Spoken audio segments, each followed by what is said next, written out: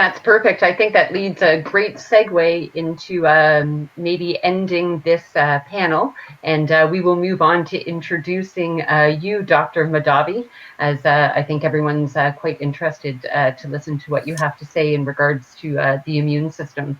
Thank you very much for the panel for joining us, and I will move on to my introduction of Dr. Mahdavi.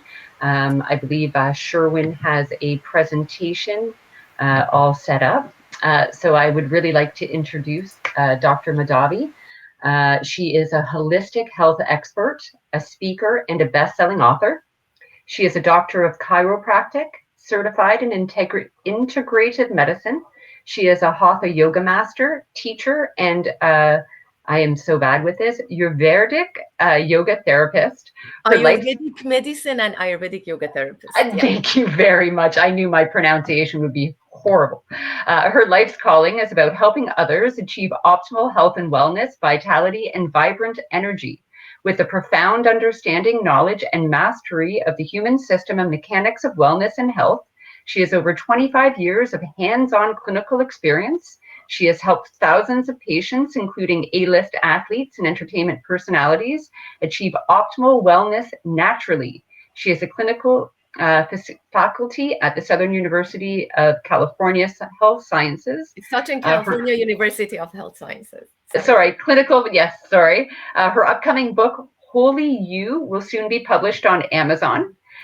You are also the author of a Wall Street Journal book called The Expert's Cure. So I will hand the mic over to you. Looking very forward to your presentation. Thank you so much. Yes.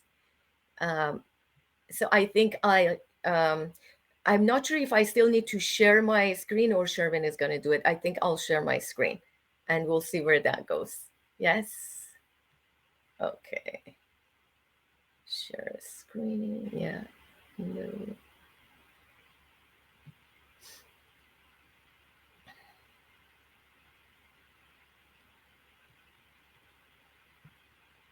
Okay. So I picked this topic, COVID long hauler and vaccine detox, which is also detoxifying from the inflammasomes and the inflammatory processes that happen during acute phases of COVID, then continuously into a chronic phase of the COVID long hauler. But to understand what's happening with this whole process, we need to understand this biological weapon, gain of function viron that was basically made in a lab. And we need to understand how it interferes with our immune system and how it basically creates this inflammatory process. And once we understand that, then we can understand why is it that a lot of the healthcare practitioners and in the alternative realm, and of course also the mainstream medical conventional doctors that now are recognizing the value of some of these supplements, etc. And so to understand the virus, whether you want to call it a bioweapon, lab-made, whatever it is, you have to look at its characteristics. So it's very, moderately small in size. So depending on what literature you look at, it'll say it'll be from like 50 nanometer to 90 nanometer, which is moderately small.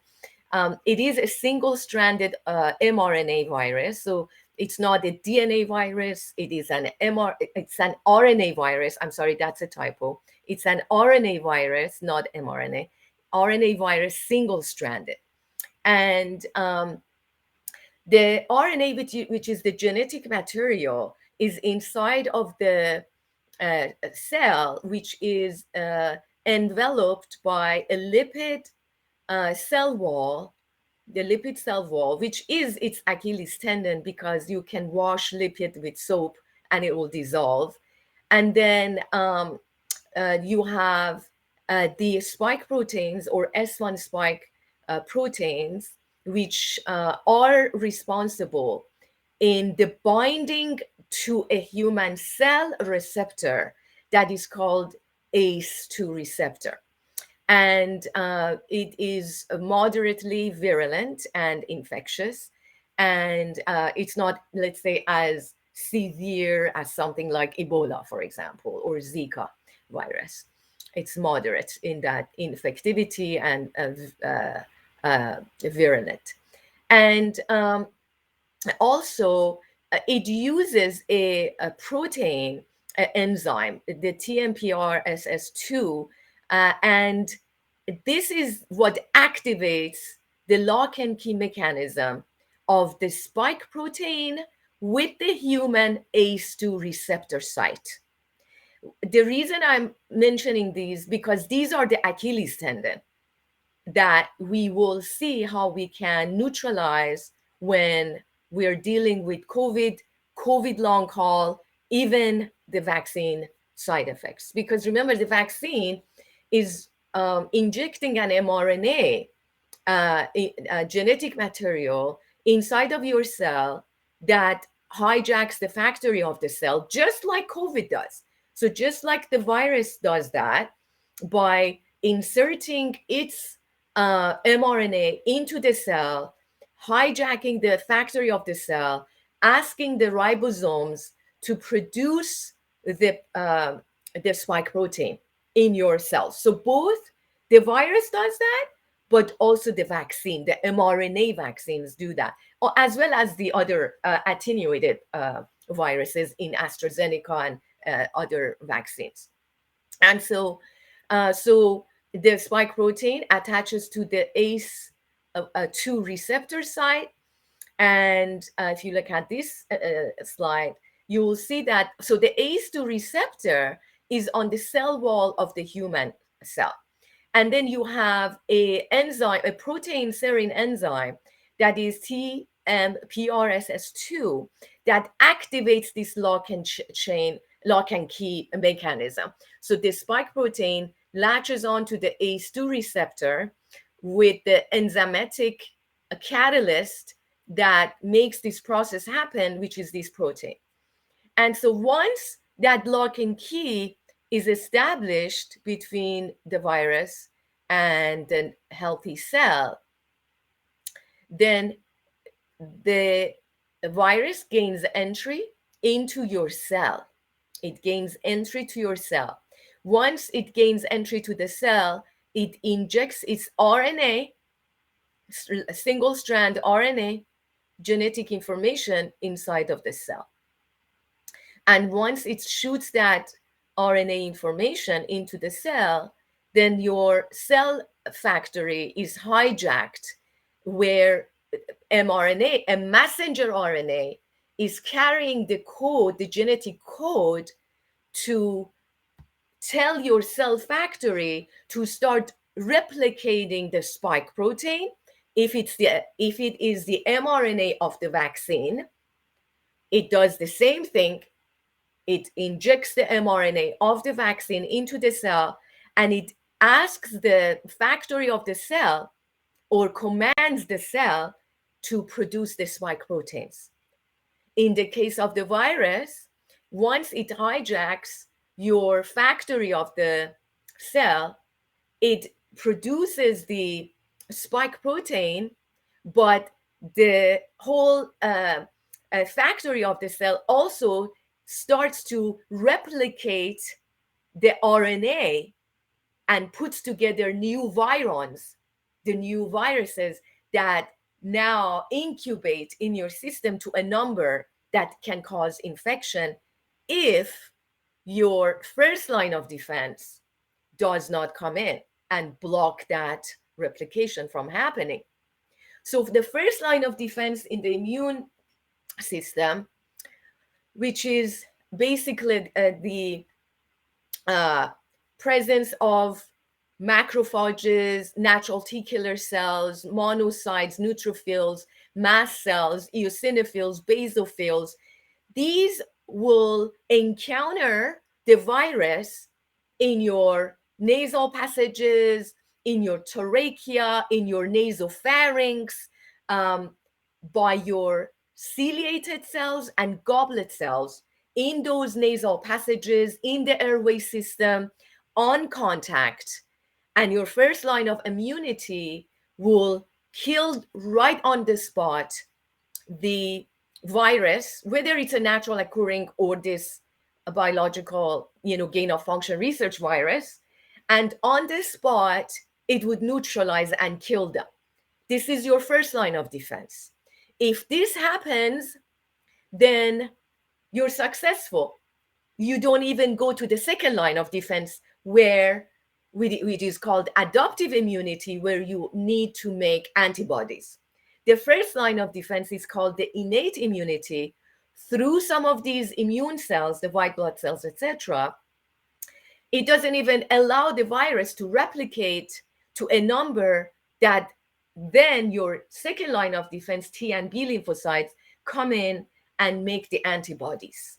And if your first line of defense is unsuccessful and this gets into the lower respiratory system, the virus replicates and gets down to the deeper lungs tissue. It passes the bronchioles, it passes all of that, and it goes to the alveoli of the lung tissue.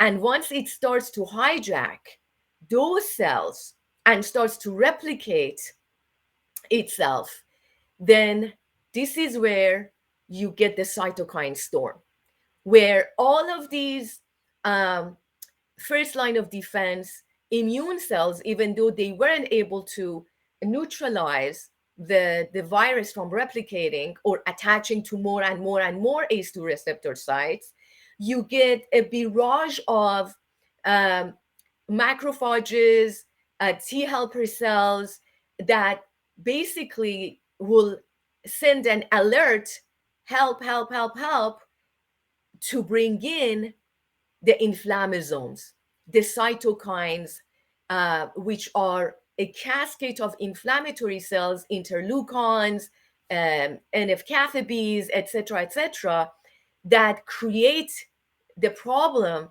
of acute respiratory distress syndrome or disease, etc., through the cytokines. Once you have the cytokines coming in through all these inflammatory cells, then you have what we know, platelet aggregation, you have blood clots forming.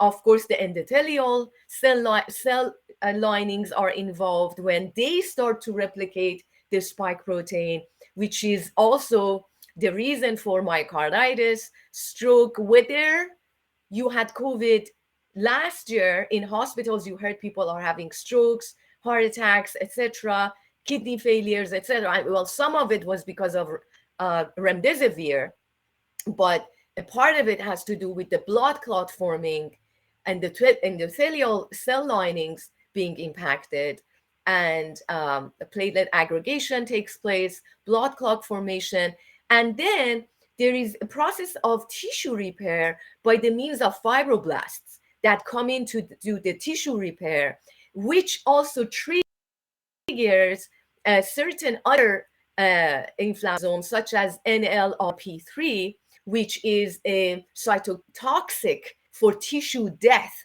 When a tissue is damaged, that cascade of cells come in to basically get the dead cells out, etc., which causes the lungs tissue to become fibrotic, and other tissues, also tissue necrosis takes place, and that is a problem. We don't want to go there. So all of these little names I throw at you, NLRP3, etc., ACE2 receptor, the protease, serine protease, that is the enzymatic catalyst to have that lock and key mechanism, is because what we're going to see next. So if your first line of defense is not successful, if you don't make the antibodies in time, which is the second line of defense, to stop the cytokine storm from happening, or have it in a mild fashion, not to the extreme where your lungs tissues are incapable of doing their work, etc. So remember these: NLRP3, ACE2 receptor, TMPRSS2. So there is a reason why I want you to remember that. So when it comes to COVID long haul, and the vaccine, this cascade of inflammation continues to happen. And in the long haulers is because of the non-classical monocytes with the endothelial cell lining continuously making the spike protein, etc. And same thing happens in people who get the vaccine.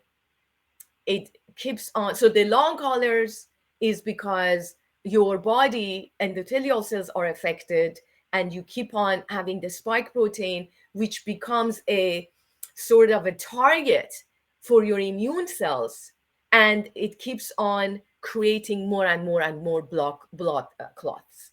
And then with the vaccine, all of your cells, including the endothelial cells, keep on creating the spike protein, and this cascade of inflammation, inflammasomes, and cytokines continues to happen.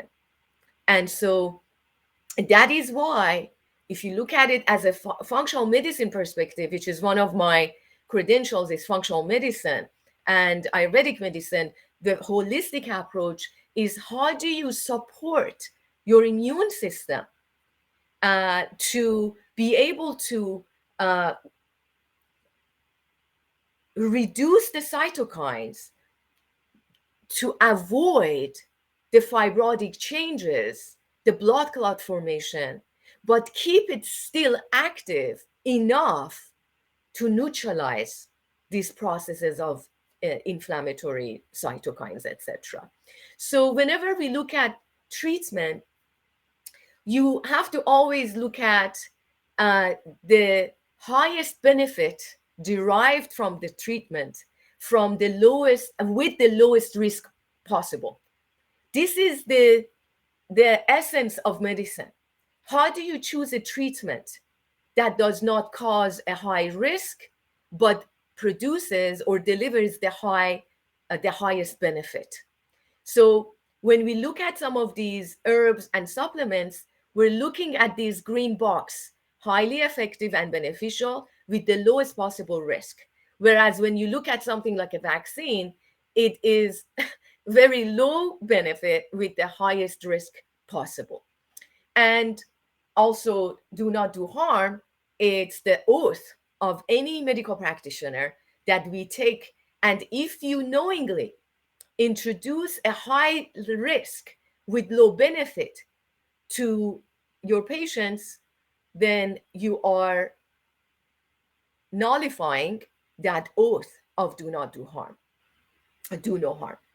And so what we want to do with the treatments is to prevent the infection by enhancing the immune system to avoid this ACE2 receptor site and the spike protein to join and make that lock and key mechanism. You want to stop the replication by neutralizing the proteases, enzymes, etc., that make the spike protein and the viral replica. And you want to reduce the cytokines and inhibit some of these inflammatory processes and hasten recovery. And so with that, we will go to the next slide, and the preventing the infection involves, like I said, the ACE2 receptor to be blocked from attaching to the spike protein. Then you want to also stop the TMPRSS2 protein that catalyzes that lock and chain mechanism, and also the replication of the virus, and also stop the NLRP inflammasomes from being activated, which bring in other interleukins, such as interleukin 1 and 6 and 8 that have been seen in long hauler COVID. Okay, so with that, let's go to the next slide. So when we look at the blocking of the entry of the spike protein with the ACE2 receptor, So how do we block the entry of the virus into the normal human cell? You have to be able to block the ACE2 receptor activity. And the most beautiful message is that you could do this naturally. So, for example, the herb Astragalus is shown in varieties of research that you will see the footnotes. I have 3 links or 3 citations of the studies that with Astragalus and Quercetin and vitamin D3, you either block the binding of ACE2 receptor to spike protein, or you deactivate the ACE2 protein, or you reduce the activation of this ACE2. So if you're taking notes, then you want to have Astragalus in a tincture format is more absorbable in the body. You want to have Quercetin on hand, and you could buy these from any health food store, maybe on Amazon, Whole Foods. I don't want to, promote any particular brand. And then D3, vitamin D3. And you could always measure your vitamin D3. I included in my functional medicine blood work. And I will tell you, for the last 17 years that I have been practicing functional medicine, I've been a chiropractor for 26 years, but I've been doing functional medicine and integrative medicine, being board certified for 17, 18 years. 90% of people are deficient in vitamin D3 in the blood work that I've been ordering. And all of the functional medicine doctors will tell you the same thing. And so if you measure your vitamin D3 and you see that you're low, then that means you have to have high dosages. You have to take high dosages at least for a while. 5,000 IUs to 10,000 IUs daily, and until you reach acceptable levels of it. 50 is acceptable, 50 in the blood. If you're at 20, 25, 35, still not acceptable, even though if you're 35 or 40, your conventional medical doctors will tell you it's okay. Your levels are okay. It's not okay. You want it to be at least 50 in your blood work. And so that is why D3, Quercetin, and Astragalus is a must on hand, both for COVID acute chronic long haulers, but also for people who have taken the vaccines, either one of the mRNA vaccines or the attenuated viruses, AstraZeneca, et cetera, et cetera. And so let's go to the next one, elderberry. So elderberry extract, which is an herb, it's a berry, and well, we could say it's a plant-based medicine, etc. And it does stop or inhibit the replication of the virus by inhibiting NLRP3, which we mentioned before, which is a protein inside of the cell that basically is involved in replicating the virus. And so the studies are done on other families of coronaviruses, and not necessarily SARS-CoV-2, but very similar, and it is proven to be effective. And so elderberry extract, if you take the syrup, if you're having respiratory issues, etc., then this is a must to have on hand. And next slide. Then zinc. And this is like the gold standard of right now treating people with COVID. The doctors the medical doctors, conventional medical doctors that are treating their patients with ivermectin and hydroxychloroquine, they always add zinc to that, because those things, hydroxychloroquine and, believe it or not, ivermectin, they are zinc ionophores. Just like Quercetin is a zinc ionophore, epigalactogen in green tea is a zinc ionophore. What does that mean? That means it makes the zinc penetrate inside of the cells and do its job. It's a transport mechanism for zinc to go inside of the cytoplasm. And that is why when you take zinc, you also need to take the ionophores, such as quercetin and green tea. You could either take the green tea extract or epigalactogen as a form of like a supplement, or you could drink green tea throughout the day. And so zinc basically also reduces the replication of the virus by inhibiting NLRP3, which is the enzyme inside of the cell which is responsible for viral replication. And so, like I said, quercetin is a zinc ionophore, and so is green tea. And there are natural sources of quercetin. I don't recommend you just rely on natural sources such as apples, red apples especially, red grapes, red onions, garlic, asparagus. These are all high in quercetin. Uh, Shallots are high in quercetin.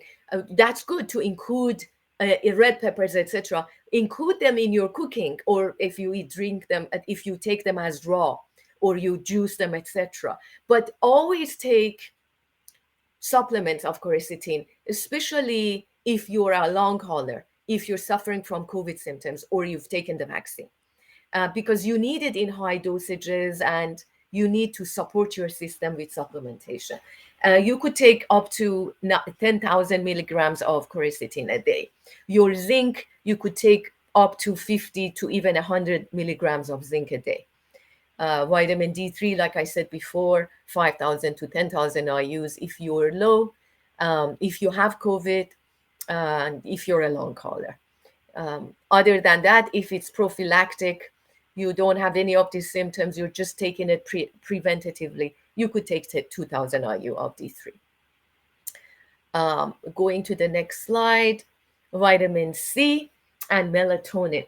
And so vitamin C, of course, you could find it in a lot of the red vegetables, yellow vegetables and fruits, citrus, orange, red peppers, etc., strawberries, even in broccoli you could find it. But you need to supplement with vitamin C. If you're suffering from long hauler COVID, or you have the flu, let's just call it the flu, you need to be on high mega dosages of vitamin C. 3,000 milligram, 4,000 milligram, 5,000 milligram. Once your stool becomes very loose or you get diarrhea, you know that you're taking too much. So back off a little bit. So, start with 3,000 milligrams a day if you have symptoms, whether long hauler or, COVID. And then see how it is. If your stool's still okay, make it a 4,000 milligram. If the stool is okay, maybe continue on that dose, maybe go to 5,000, but definitely keep it at that. Don't go higher than that. It's water soluble. Any extra amount is flushed out of your body through defecation and urination. And melatonin, so vitamin C reduces the inflammasome activation of NLRP3, which brings in interleukins, which brings in the cytokines. So it will reduce that activation, which is important. And melatonin inhibits, again, the inflammasomes NLRP3 and also NF-kappa beta or NF-kappa B. And so that is another inflammasome that is inhibited by melatonin, which is in very low dosages. You could take it once a day, and reduces the oxidative stress on the long injured cells. And basically, it is amazing if you take it both during a flu infection, or if you're a long hauler, that you should do that. Also selenium. I didn't put selenium in this PowerPoint, but selenium is also a powerful and potent supplement that you could take to enhance your immune system by enhancing your endocrine system, namely your thyroid gland, which is intertwined with immune system. And so in the next slide, reduction of NLRP3 inflammasomes, which is going to bring in cytotoxic tissues, etc., cytotoxic inflammasomes, such as NF-kappa B, interleukins, as I mentioned before, 6, 8, even 1. And so does quercetin, which already we talked about. Garlic. My recommendation with garlic is you chop it off and you have it raw. You could sprinkle the chopped off raw garlic on your food and eat it like that. When you cook it, its potency is reduced, and it's not as potent. It's not that medicinal if you cook it. It has to be raw. And again, garlic does the same thing. It reduces the inflammasomes and interleukins, etc. Epigalactogen, which was mentioned before, which is in green tea, also blocks the ACE2 receptor from attachment, and it also reduces the cytokines, including interleukin 1b. And so you see, there are research about all of this. It's not just because, we are woo doctors and we're like, don't take the vaccine, but instead take this and that. No, there is research on that. You could look up PubMed and you'll find a lot of research. Curcumin, which is the flavonoid part of the turmeric, which is anti-inflammatory, etc. It reduces the viral attachment, meaning the ACE2 receptor from attaching to the spike protein, stops the entry by doing that, but it also stops the replication once inside the cell. It reduces the inflammasomes such as interleukins, most of the interleukins that are responsible for these cytokines, and it inhibits the NLRP3, which, like mentioned before, it's responsible for replication. So you want to have curcumin on hand as well.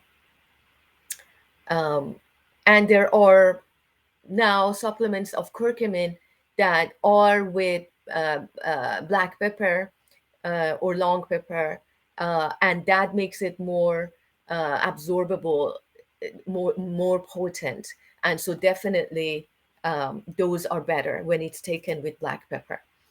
And so now there is also varieties of mushrooms. It's not just one kind of mushroom, but most of the mushrooms that are listed here, the lion's mane, shiitake, mitake, reishi, even the garden variety white mushroom that you see in stores, etc., they all have these myceliums that are wonderful inhibitors of some of the cytokines and inflammasomes, and such as the interleukins, etc. And so that is why some of the, for example, Cordyceps.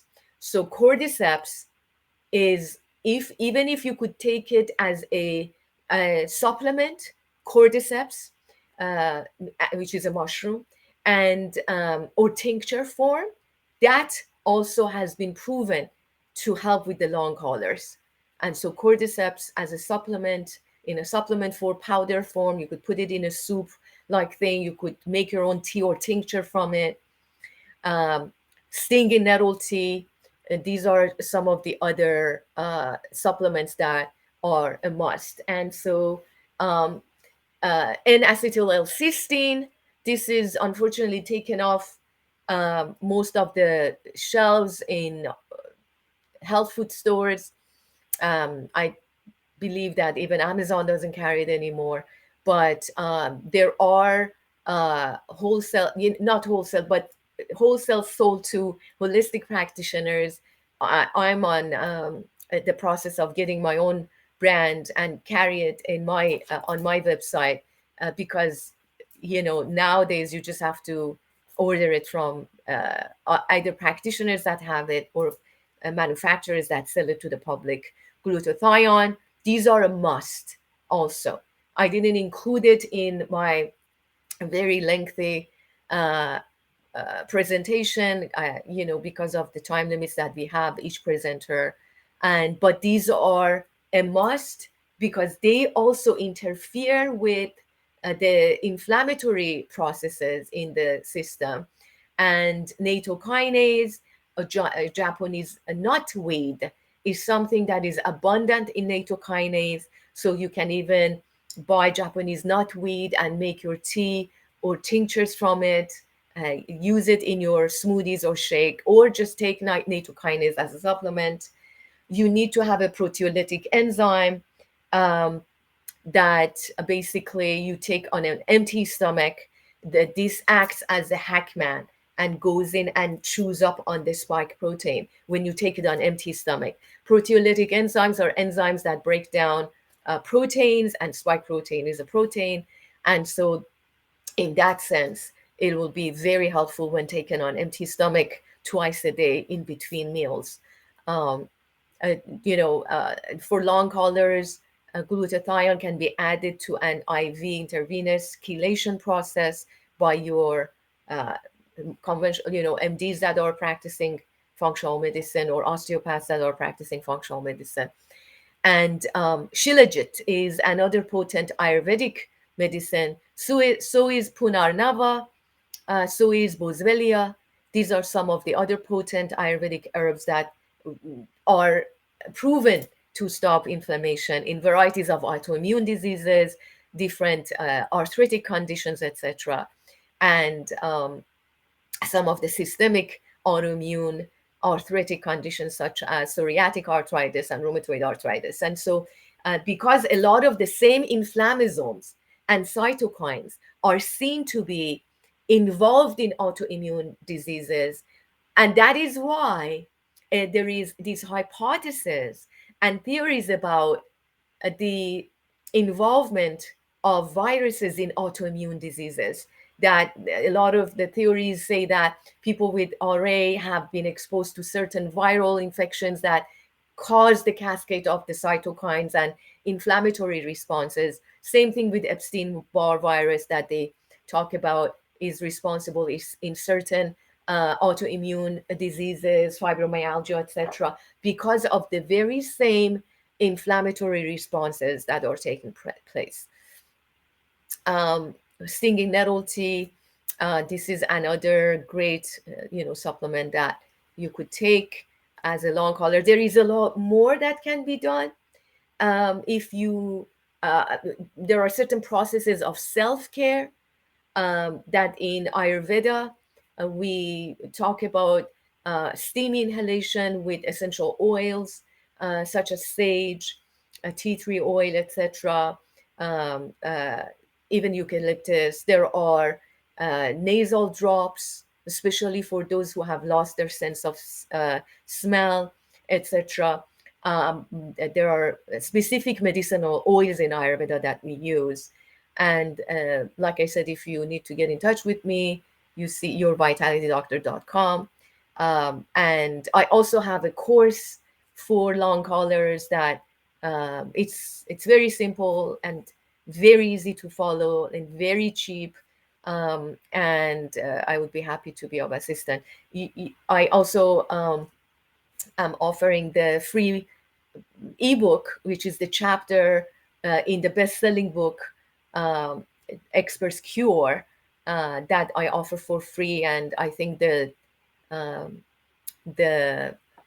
link was provided to you before, I believe. Yes, here, yourvitalitydoctor.com/free-e-book, which you can also just download the free.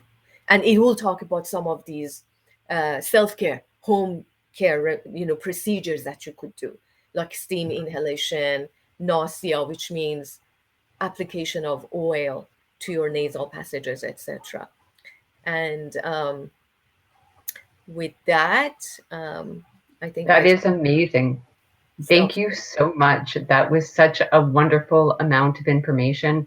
I know that that information is valid across the board between COVID, long haul COVID, vaccine injury. This is information everybody needs to know.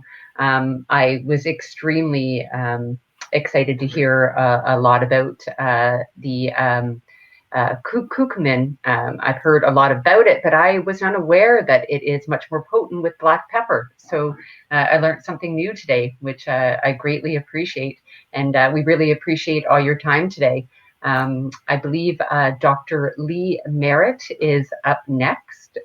So I want to thank you so much for your time, Dr. Mahdavi. My and pleasure. we will introduce Dr. Lee Merritt.